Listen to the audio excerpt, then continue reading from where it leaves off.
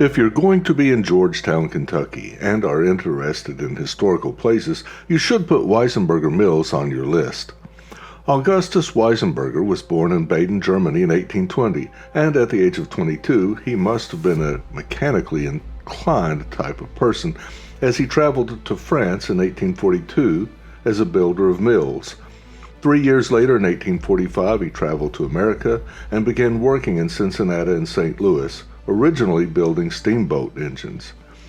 Then, in 1846, Augustus married Cecilia Spitznagel, who was also a native of Baden, Germany. Augustus first began his milling career in 1850 when he leased the Big Spring Mill in nearby Woodford County, where he worked as a machinist for the Alexander Farm. The Weisenberger Mill sits on the banks of the Elkhorn Creek near Midway, but it is not the original mill on the site. The Risk family, which was one of the first families to settle Scott County, built a mill near the site, but sold it and 21 acres of land to William Craig in 1856. Mr. Craig defaulted on his payments, which led to the mill changing hands several times until 1865, the year the Civil War ended.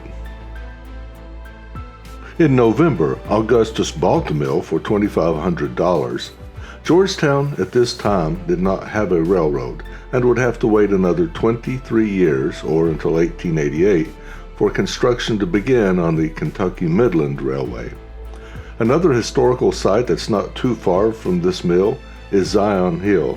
It's a small hamlet that still remains today and was established by the freed slaves of Scott and surrounding counties. Augustus ran the mill until his death in 1902, at which time his son Phil took over. But the old mill had developed a crack, and Phil thought better to build a new mill, the present one, instead of repairing the old one. The old mill stones were ground and used as filler for the concrete of the new mill.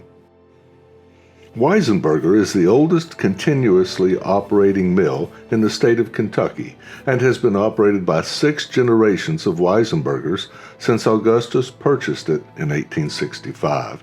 You can buy their products in local grocery stores or visit their website online.